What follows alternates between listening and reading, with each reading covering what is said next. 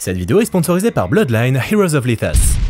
Salut ma gueule, c'est John Michael, et aujourd'hui on va parler d'un jeu incroyable. Dans Bloodline Heroes of Lethus, tu vas te retrouver plongé dans un superbe univers de fantasy où tu vas collectionner des champions, bâtir des royaumes et mélanger des espèces pour obtenir des héritiers encore plus puissants. Tu seras un peu une sorte de dieu quoi. Ouais, c'est un jeu pour les ambitieux.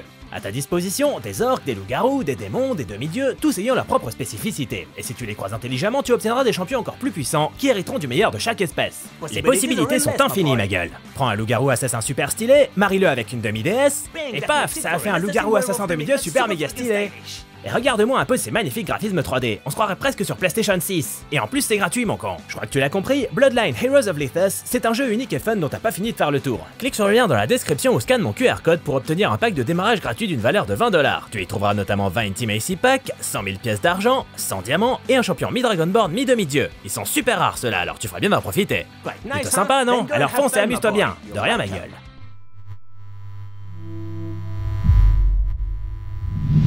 Salut à tous, c'est Guillaume Cassard et aujourd'hui on conclut cette rétro sur Taylor Sheridan avec Sicario 2. C'est parti!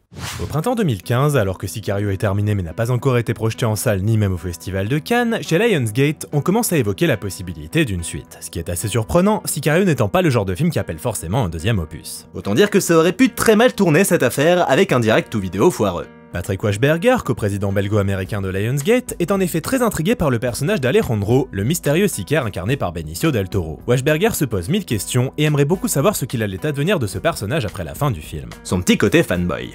Ainsi, à l'été 2015, alors que le film reçoit un accueil chaleureux de la part des critiques et du public et que ses chiffres au box-office s'annoncent plus que prometteurs, le scénariste Taylor Sheridan reçoit un coup de fil de la part du studio. Wachsberger lui-même? Possible. Je sais pas. Toujours est-il que son interlocuteur l'interroge. Si jamais on lui offrait la possibilité d'écrire une suite à Sicario, comment s'y prendrait-il? Là-dessus, Sheridan réfléchit et il a effectivement une idée tournant autour des personnages de Matt et Alejandro. Par contre attention, il ne faut pas oublier que le bonhomme tient à sa liberté artistique. On a déjà pu le constater, Sheridan, c'est pas le genre de mec à qui on dit quoi faire et comment le faire. Par conséquent, s'il est effectivement partant pour écrire une suite, il tient à le faire sous ses conditions, leur rappelant qu'à la base, le premier Sicario ne répondait pas à une commande de studio. C'était un script original qui n'avait donc pas subi 48 brainstorming de la part d'exécutifs plus intéressé par la rentabilité du film que par sa qualité. Ainsi, si suite il y aura, il va avoir besoin qu'on le laisse tranquille pour faire les choses comme il l'entend, n'ayant aucunement l'intention de répondre à un cahier des charges. Donc autant vous dire que quand le studio lui demande de venir à une réunion dans laquelle ils établiront ensemble les grandes lignes de ce deuxième opus, Sheridan dit non. Voilà comment ça va se passer. Ils vont le laisser partir écrire la suite dans son coin, et il reviendra avec un script. S'il leur convient, ils le feront, sinon ils oublieront le projet. Clair, net et précis. Le scénariste se met donc à l'écriture, envisageant cette suite comme une version décuplée de l'original. Ainsi, après Sicario, ce nouveau film se nommera Soldado, soulignant une montée en puissance. Dans ce nouvel opus, Sheridan veut continuer à parler de la lutte contre les trafiquants de drogue, mais il va mêler cette thématique à d'autres problématiques actuelles. Le terrorisme, l'immigration illégale et le trafic d'êtres humains. Profitant de la liberté qu'on lui accorde, Sheridan ne se donne aucune limite. Il veut un film encore plus froid, intense, perturbant et qui donne à réfléchir. En gros, il se donne pour mission d'écrire un film que les studios n'oseraient pas produire. Quel petit rebelle celui-là. Si les retours de Matt et Alejandro sont actés, Sheridan se casse la tête avec le personnage de Kate Messer, incarné par Emily Blunt. Comment la faire revenir de façon logique et satisfaisante? Que reste-t-il à dire sur elle? Dans le premier opus, son personnage avait déjà traversé l'enfer. Quel serait l'intérêt de lui faire subir à nouveau une telle épreuve? Sheridan en vient finalement à conclure que son arc était arrivé à une conclusion logique et satisfaisante dans le film précédent, et que s'il faisait revenir ce personnage, il ne le ferait pas pour de bonnes raisons, ne rendant pas justice au talent de Blunt. L'actrice ne ferait donc pas son retour dans ce deuxième volet. Un choix logique étant donné les intentions de Sheridan d'écrire un film plus dur que le précédent, dans lequel Kate constituait le repère moral des spectateurs. Le retrait de Kate équivalait donc tout simplement au retrait d'un repère moral. Au printemps 2016, le script est prêt. Il le fait donc parvenir à ses producteurs de Lionsgate et Black Label Media, et c'est validé. Et si les producteurs aimeraient de nouveau faire appel au réalisateur Denis Villeneuve pour le mettre en scène, ce dernier a déjà du pain sur la planche avec les tournages quasiment coup sur coup de Premier Contact et Blade Runner 2049. Du coup, Denis, il est pas trop dispo. Il se tourne alors vers le réalisateur Jeremy Saulnier, mais lui non plus n'est pas disponible dans l'immédiat. C'est finalement en juin 2016 que les choses finissent par se débloquer. À ce moment-là, les producteurs Molly Smith et Trent Lukin-Bill de Black Label Media développent un projet avec le réalisateur italien Stefano Sollima, mais ils décident finalement de lui donner le script de Soldado. Après l'avoir lu, le réalisateur est emballé et donc partant pour en faire son premier film anglophone.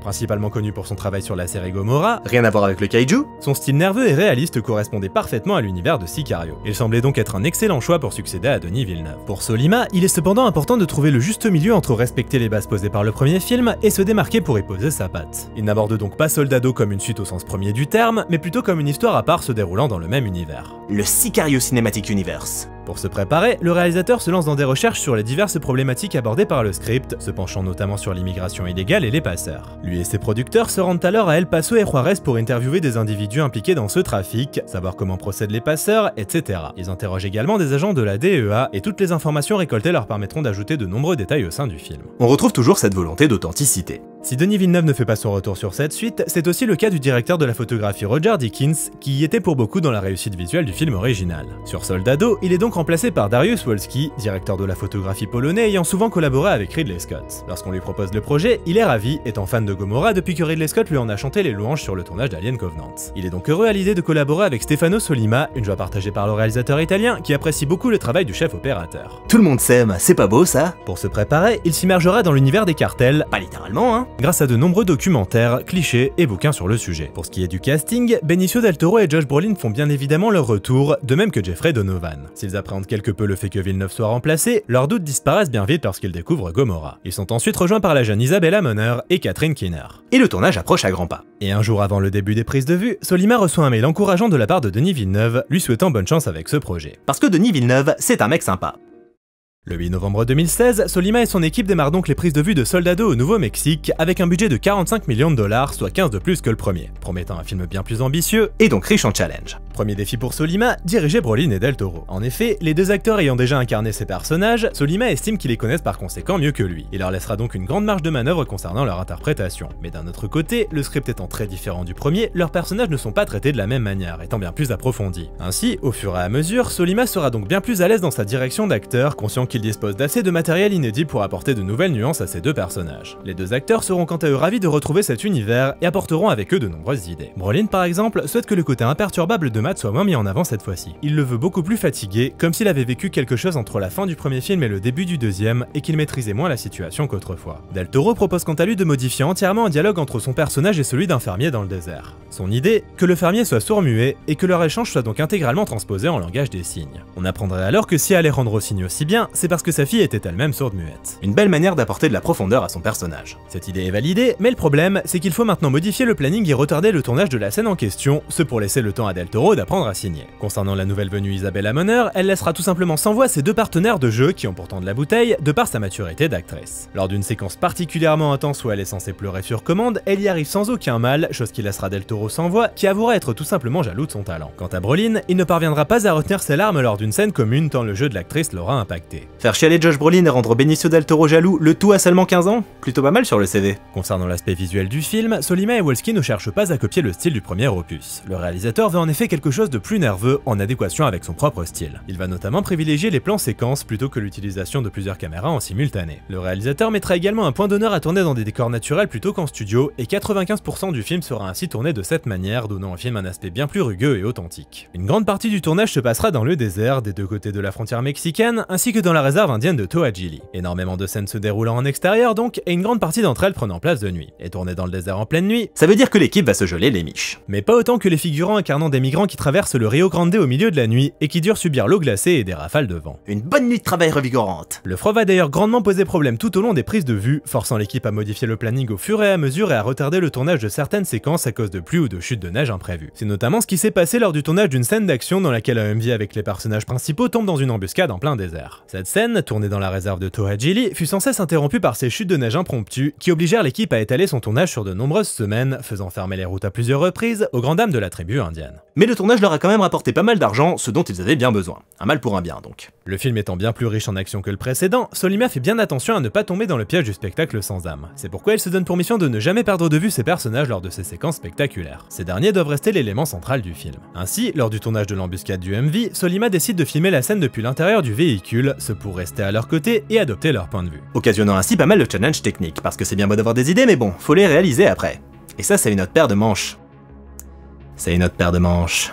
Pour filmer cette scène de la manière souhaitée par Sollima, Wolski fait installer des rails de travelling à l'intérieur même du MV, faisant en sorte que la caméra puisse couvrir l'action telle que prévue, circulant dans le véhicule et pouvant effectuer des rotations sur 300 degrés. Dans le genre spectaculaire, il filme également une séquence impliquant deux hélicoptères Black Hawk poursuivant deux voitures et l'un finissant par atterrir sur la route devant les véhicules en question. Bref, tout un bal nécessitant une synchronisation parfaite entre les hélicoptères, les voitures et la caméra. Une scène qui demandera donc énormément de préparation et de savoir-faire de la part des pilotes et du cadreur. Après avoir tourné principalement aux alentours d'Albuquerque, l'équipe part à Mexico pour leurs 2 dernières semaines assez chargées. Ils y tournent notamment une séquence d'action en plein centre-ville, fermant 2 pâtés de maison pendant 2 jours et peuplant la rue de nombreux figurants. Des mesures de sécurité drastiques furent donc mises en place pour éviter tout incident. Et c'est ainsi que le clap de fin résonne à la fin janvier 2017. Le montage est confié à Matthew Newman, qui avait monté quelques films de Nicolas Winding Refn, et en ce qui concerne la musique, le compositeur islandais Jóhann Jóhannsson n'est pas disponible au moment où on lui propose le projet. Il conseille alors à l'équipe de se tourner vers la violoncelliste Hildur Guðnadóttir, avec qui il a collaboré sur quasiment tous ses projets, notamment Sicario, et qui était donc selon lui le choix idéal pour lui succéder. C'est donc la talentueuse musicienne qui hérita du projet. Bien conscient que la BO du premier film et particulièrement le thème de Beast avait marqué le public, Guðnadóttir et le réalisateur se mettent d'accord pour en respecter l'essence, sans pour autant en faire un copier-coller sans envergure. Le réalisateur insiste notamment sur l'aspect émotionnel de la musique, chose relativement absente dans celle du film précédent, qui était beaucoup plus brutale. Le compositeur Jóhann Jóhannsson décédera malheureusement en février 2018, mais aura tout de même eu l'opportunité d'écouter la majeure partie du score composé par sa consoeur, qu'il a particulièrement apprécié. Tu nous manques, Jóhann. Les effets visuels furent quant à eux principalement gérés par Rodeo FX, boîte québécoise qui travaillait sur 17 séquences, fournissant 70 plans en tout. Leur plus gros challenge, un plan séquence de 2 minutes au début du film, dépeignant un attentat au sein d'un supermarché. 4 plans différents tournés au motion control devaient être superposés à la perfection, et ils devaient y ajouter divers effets, ce qui leur prit pas moins de 350 jours de travail.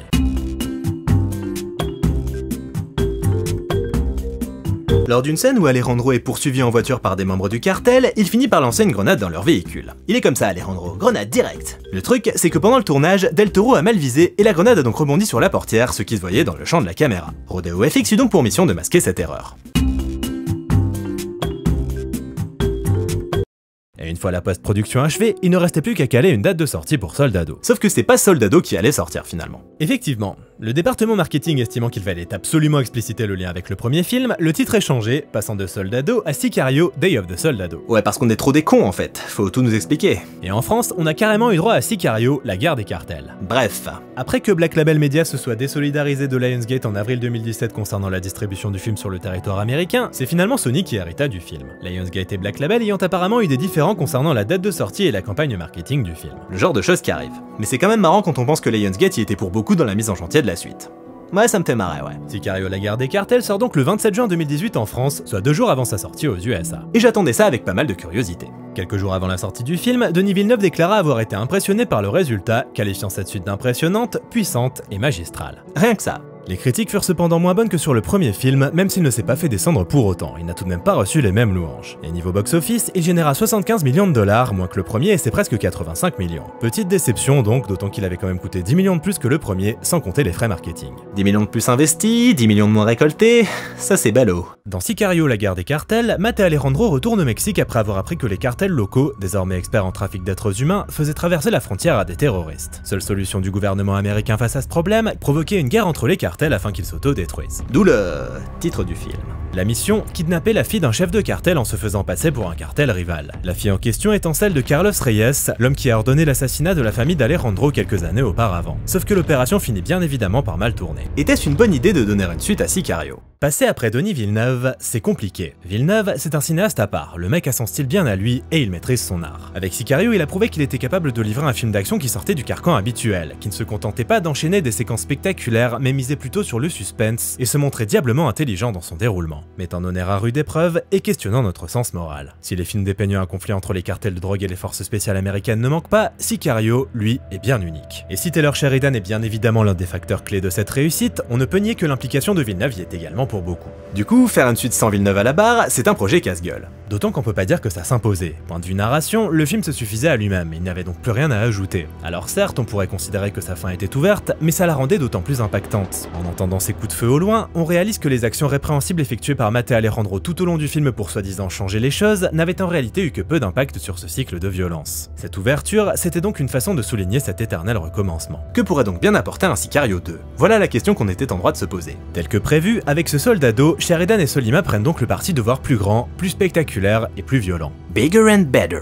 Dans sa mise en scène, Soldado s'impose donc comme un film d'action solide et tendu, parfaitement réalisé par un metteur en scène inspiré et au service de son script. Sollima l'avait annoncé, il n'allait pas tenter de copier-coller le style de Villeneuve, une approche de toute façon vouée à l'échec et sans grand intérêt. C'est vrai, à quoi bon voir un réalisateur singer le style d'un autre? Au contraire, qu'il s'approprie le film et en fasse quelque chose de nouveau. Et c'est bien ce qu'il a fait. Sans trahir l'essence de son modèle, Soldado est pourtant un film bien différent. Plus nerveux et moins contemplatif, le film ne retient pas ses coups et propose nombre de séquences spectaculaires là où le premier misait plutôt sur une atmosphère morne, faisant naître le malaise à force d'attente. Ici, dès les premiers premières minutes, on se retrouve embarqué en pleine opération nocturne à la frontière mexicaine où les forces spéciales américaines tentent de coincer des migrants venant d'entrer illégalement au Texas. Comme d'habitude, Sheridan se nourrit de l'actualité pour alimenter son script. Toujours est-il que Sollima va droit au but, là où Villeneuve prenait son temps. Une approche moins subtile donc, mais qui fonctionne plutôt pas mal, les scènes d'action étant emballées avec énormément de soin. Que ce soit l'enlèvement d'Isabelle en plein Mexico, ou l'embuscade du convoi de Matt et Alejandro, scène à l'intensité palpable où la maîtrise technique de Sollima et du chef opérateur Dariusz Wolski saute aux yeux. L'utilisation de cette fameuse caméra embarquée au sein du MV rendant le tout extrêmement immersif, et donc d'autant plus intense. Du coup rien à dire, point de vue technique, Sollima sait ce qu'il fait, et ça se voit à l'écran autant que ça se ressent dans nos tripes.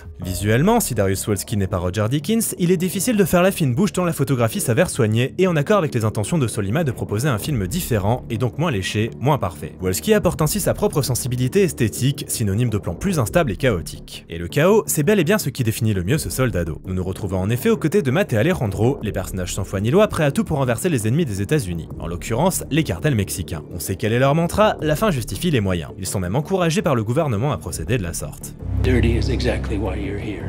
Sauf que cette fois-ci, leur opération tourne mal. En fait, ce qui caractérise Soldado, c'est le fait que tout ce qui peut mal tourner finit effectivement par mal tourner. Dans le précédent film, leur plan était millimétré et se passait exactement de la façon prévue, aux grandes dames de Kate. Mais ici, il ne faut pas compter là-dessus. Soldado s'emploie en effet à montrer les limites de ces méthodes plus que douteuses. Que se passerait-il si les choses dérapaient? Matt et Alejandro se retrouvent ainsi poussés dans leur dernier retranchement. Alternant entre différents points de vue, Soldado se révèle être un film plus dispersé que son aîné, qui avait pris le parti d'adopter quasi intégralement un seul point de vue, celui de Kate. Loin du minimalisme sophistiqué caractéristique des films de Denis Villeneuve, cette pluralité des points de vue résulte donc en une narration éclatée qui, loin de l'aspect confiné du film précédent, vient au contraire élargir cet univers. On trouve donc ici une volonté de creuser la psychologie de Matt et Alejandro, les faisant passer d'antagonistes à protagonistes. Et c'est en exposant leur vulnérabilité que Sheridan et Sollima les rendent ainsi plus attachants à nos yeux. En réalité, les deux personnages passent une grande partie du film à subir les événements, comme s'ils se retrouvaient finalement à la place de Kate dans le premier film. Matt passe ainsi du stratège sans foi ni loi à un homme qui doute et finit par remettre en question tout le système pour lequel il travaille et les méthodes employées. Autant dire que le personnage gagne en épaisseur grâce à l'écriture de Sheridan évidemment, mais aussi grâce à la performance de Josh Brolin qui lui apporte une dose d'humanité bienvenue. Toujours excellent le Josh. Quant à Alejandro, il est placé dans une position délicate. Chargé de kidnapper la fille de Carlos Reyes puis de l'exécuter quand la mission prend une tournure imprévue, il choisit finalement de l'épargner, faisant preuve d'une pitié dont on n'imaginait pas capable. Il se retrouve en fait de l'autre côté du miroir, voyant Isabelle, sa défunte fille, assassinée des années plus tôt par le cartel de Reyes. La tuer ne reviendrait-il pas à devenir ce qu'il a passé ces dernières années à chasser? Après un arc basé sur la vengeance dans le premier film, c'est ici la rédemption qui prévaut pour Alejandro. Toujours aussi peu loquace, Alejandro apparaît cependant bien plus humain ici. Si on pouvait percevoir une certaine forme d'affection envers Kate dans le premier film, il était clair que sa mission restait sa priorité, alors qu'ici, il est prêt à tout risquer pour protéger Isabelle. Et on ne pourra que louer la performance tout en nuances de Del Toro, capable d'exprimer tant de choses par un simple geste, un regard et même un silence. Toujours excellent le Benicio. Ceci dit, j'avoue que j'aurais aimé voir la relation entre Alejandro et Isabelle un peu plus creusée. Les choses s'enchaînent assez vite et il manque selon moi un moment de complicité fort qui aurait rendu leur relation réellement touchante. D'autant qu'Isabelle Amoner crève l'écran dans ce rôle et qu'elle forme un super duo avec Del Toro. Mais du coup ça va pas bien loin, ce qui est assez dommage. On n'est pas dans The Last of Us.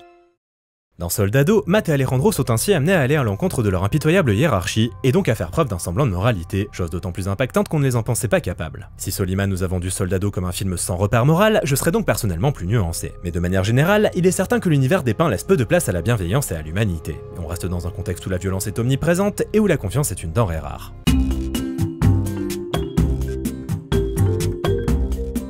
Attention spoiler, à la fin du film, Alejandro survit à un tir en pleine tête. Le réalisateur et son équipe ont donc effectué de véritables recherches poussées pour traiter cette situation de façon réaliste, se penchant sur des cas de véritables survivants à un tir dans la tête. Et ils furent surpris d'apprendre l'existence de cas particulièrement étranges et donc difficiles à croire. Ils décidèrent donc de partir sur la blessure la plus plausible, où la balle aurait simplement fait une ligne droite entre les deux joues. Ils durent ensuite choisir le bon pistolet et la bonne balle pour que tout soit le plus crédible possible. Soldado adopte donc un traitement particulièrement nihiliste et sinistre, avec nombre de séquences faisant froid dans le dos, à commencer par l'attentat kamikaze du début du film. Mais à l'instar de Sicario, le film n'utilise pas la violence pour avoir l'air cool. Il ne s'agit pas de choquer pour choquer, mais de choquer pour faire réfléchir. Peut-on toujours tout régler par la force? Le premier film l'avait déjà démontré, la violence engendre la violence. On ne pouvait donc que questionner l'intérêt de telles méthodes, qui n'ont apparemment pas d'impact positif et n'apportent aucun réel changement. Mais si dans Sicario, Matt et Alejandro croyaient fermement en ce qu'ils faisaient, Soldado met en scène leur prise de conscience vis-à-vis de ce système pourri de l'intérieur. Il n'y a qu'à voir le regard désolé de Matt à la fin du film, face à une Isabelle traumatisée par l'expérience qu'elle vient de vivre, pour se rendre compte qu'il y réfléchira dorénavant à 2 fois avant de se relancer dans une telle opération. Et ce qui est dommage, c'est qu'ils ont coupé une séquence présente dans le script original où, à la fin du film, Isabella déclarait à Matt qu'un jour, elle raconterait à tout le monde ce qu'ils ont fait. Ce à quoi Matt répondait « Je l'espère bien ». Cet échange renvoyant bien évidemment à celui du premier film entre Kate et Matt. I'm gonna tell everyone what you did. That would be a major mistake. Une référence pas hyper finote certes, mais qui reste tout de même intéressante dans sa façon de souligner l'évolution du personnage de Matt. Soldado est donc une suite honnête. Jouant beaucoup sur la paranoïa, le film se montre éprouvant dans son déroulement. Sheridan et Sollima dépeignant un monde sans pitié, où la violence semble être la seule fin possible. Ceci dit, si le talent de Sollima saute aux yeux et qu'il filme ses scènes d'action avec énormément de maîtrise, il faut cependant avouer que le traitement plus subtil adopté par Villeneuve sur Sicario était plus mémorable. Le travail sur la tension a beau être réussi, il n'égale jamais vraiment celui du précédent qui, avec une économie de moyens mais une précision implacable, se montrait bien plus efficace. La scène du passage de la frontière dans le premier film enterre sans peine toutes les séquences spectaculaires du second. Ce qui constitue selon moi la meilleure scène du film au final, c'est celle de l'échange en langage des signes entre Alejandro et le fermier. Bien loin des fusillades et autres explosions, juste un personnage qui se livre de fort belle manière. Ainsi, si Sollima ne fait pas dans la dentelle et qu'on ressent bien sa volonté de mettre son public KO, il ne parvient jamais à se hisser au niveau du film original, bien plus intelligent dans sa conception. Reste malgré tout une suite de qualité au ton crépusculaire, léché visuellement, avec un casting impeccable. Clairement pas un mauvais film donc. Pas un mauvais film, simplement un film qui souffre de l'inévitable comparaison avec son modèle. En soi tout est réussi, que ce soit la réalisation, la photo ou la musique, mais en moins bien. Josh Brolin est d'ailleurs du même avis. Ouais, j'en ai beaucoup discuté avec Josh, figurez-vous. L'acteur a en effet déclaré en octobre 2020 que malgré toutes les qualités de Soldado, il lui manquait l'originalité et l'intelligence de Sicario, bref, sa personnalité. Le film ayant selon lui trop misé sur le côté grand spectacle, loin de cette lente descente aux enfers qui caractérisait le film original. Ceci dit, et malgré l'accueil au box-office plutôt tiède réservé à Soldado, l'idée d'un troisième film est bel et bien d'actualité. Le script, évidemment toujours écrit par Sheridan, serait prêt depuis plusieurs mois et intitulé Sicario Capos, qu'on peut traduire par Baron. On aurait donc l'évolution complète, tueur à gages, soldat, baron. Pas de détails sur le synopsis à l'heure actuelle, mais le retour du personnage de Kate serait envisagé pour un final qui réunirait le trio original. Affaire à suivre. Merci à tous d'avoir regardé cette rétrospective, j'espère qu'elle vous a plu, n'hésitez pas à commenter, liker, partager, venir me soutenir sur Utip ou Tipeee si vous vous sentez généreux, et je vous dis à bientôt, salut!